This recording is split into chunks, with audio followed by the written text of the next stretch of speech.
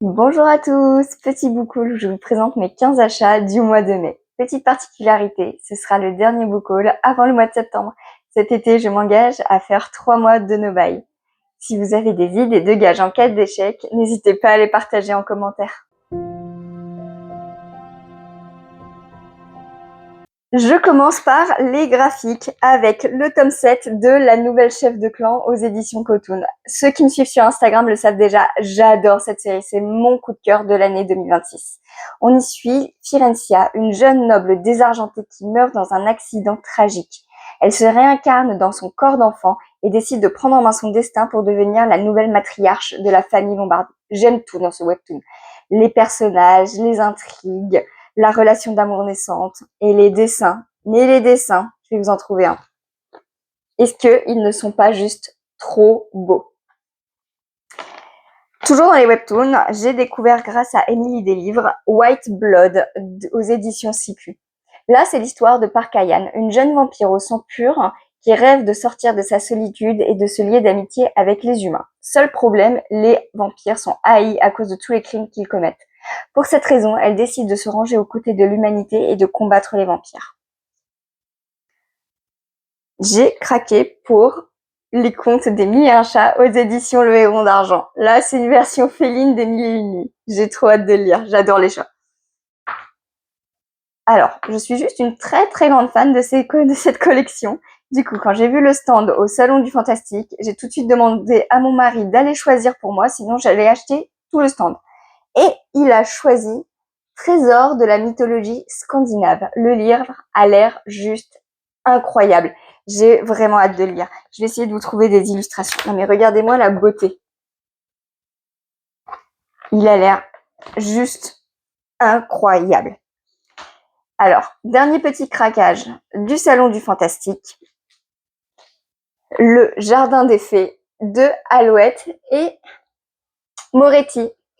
Là, j'ai bien aimé les dessins. En plus, c'est une trilogie finie. Donc, je vous ai montré le tome 1. J'ai également pris le tome 2 et le tome 3. J'aime bien les séries finies et j'ai bien aimé les dessins, donc j'ai pas résisté. On passe au roman avec Alice de Christina Henry. Alice a 26 ans et elle est internée en psychiatrie. Le jour où son hôpital va brûler, elle va se retrouver dans un labyrinthe aux allures de pays des merveilles cauchemardesques avec comme seul compagnon un tueur en série amnésique. Alors je sais qu'il existe plein de versions psychédéliques d'Alice au pays des merveilles, mais c'est sur celle-ci que j'ai jeté mon dévolu parce que la couverture et le jaspage sont trop stylés. Par contre, je pense que ce sera plutôt une lecture d'octobre parce que ça a l'air assez spooky. Ensuite, nous avons Rachel Gillig avec Le Chevalier et la Phalène. Le livre est splendide. Je vais être honnête, je savais pas trop de quoi parler l'histoire avant de faire cette vidéo parce que j'ai acheté le livre pour sa couverture et parce que j'ai tellement galéré à acheter un des reliés de cet auteur que j'ai décidé d'acheter celui-là sans même avoir lu les deux autres. Donc j'espère que je regretterai pas mon achat. De ce que j'ai compris, on va suivre une prophétesse qui a conclu un marché avec un chevalier alors qu'elle était supposée être à l'isolement pendant 10 ans. Suite à ce marché, ses prêtresses sœurs vont disparaître et elle va partir à leur recherche. Je vais remontrer le livre, il est trop beau.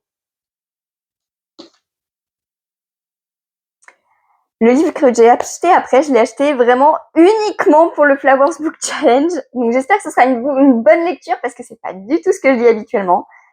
La chronique d'Euro Cosby de Julia Quinn. Là, on est dans le monde de Bridgerton, une génération avant la série Netflix. Après, j'ai acheté Les eaux sous le monde de Stéphane Plateau. Là, on va suivre un mage qui doit poursuivre une enquête. Alors, j'adore le fait que ce livre fasse moins de 300 pages et c'est un one-shot. Ça fait du bien en fantasy de voir un petit livre. Pour la petite histoire, j'ai acheté ce livre parce qu'il était dans ma wishlist et je l'ai trouvé par hasard dans une super mignonne petite librairie café à Thonon. Donc, je me suis dit que c'était l'occasion. En parlant de mes voyages à Thonon, j'ai trouvé une petite librairie, la librairie Climat, où j'ai acheté 2 livres. Et pour la petite histoire, j'avais promis à ma cousine que je rentrais juste pour regarder. On sait très bien comment ça se termine, le juste pour regarder. Avec Celle de Nina Lann aux éditions Roman Didier Jeunesse. Nami fait partie d'un peuple nomade qui peut récolter le sel, ce qui est la source de la magie dans leur monde.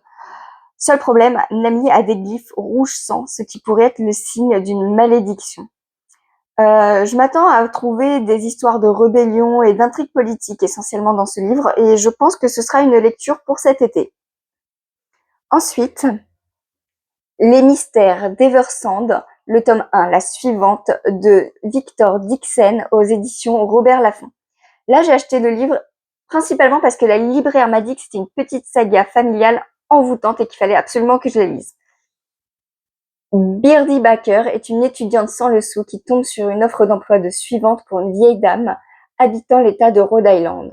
En plein janvier, elle débarque à Eversand, presqu'île au charme suranné où semble régner un printemps perpétuel. C'est le fief des Rosemore, très puissante et très secrète dynastie de la Old Money américaine. Je pense que ça va me changer de mes styles de lecture habituels et ça va me faire du bien parce que vraiment, sur ces 2 dernières années, j'ai pratiquement lu que de la fantasy et ça fait du bien de changer un peu de style aussi, de sortir un peu la tête de l'eau. Alors, pour la suite, on passe à mes achats du salon du fantastique. Mon premier achat, Osef Noël de Sunitage. Déjà le livre, il est trop beau. En plus, l'autrice est super gentille et j'ai eu plein de petits goodies.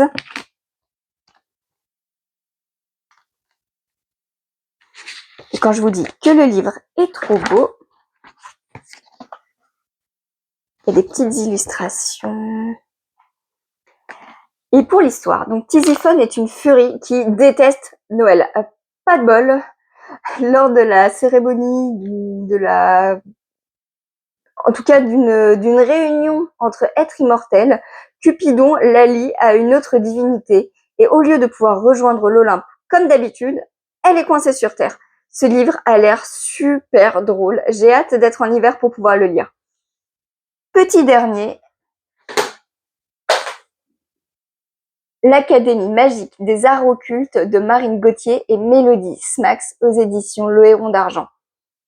Alors, moi je dirais, c'est de la faute de mon mari si j'ai acheté ce livre, parce que j'ai eu le temps de le trouver, le temps qu'il choisisse le livre de la collection graphique. Donc s'il avait été plus rapide à choisir, j'aurais pas pu acheter le livre. Moi je pense que c'est un raisonnement qui tient la route. Pour l'histoire, c'est l'histoire de Suri, une vampire hémophile au talent musical exceptionnel qui intègre une académie d'élite où seuls les artistes surnaturels apprennent à dompter leurs dons. C'est une romance Dark Academia, donc entre Suri Rosier et Elias Stewart, un professeur de sculpture. Voilà, ce sera tout pour aujourd'hui. J'espère que cette vidéo vous aura plu. En tout cas, n'hésitez pas à laisser en commentaire vos avis, vos impressions, si vous avez lu des livres. Et je vous dis à très bientôt et je vous souhaite une bonne journée et une bonne lecture.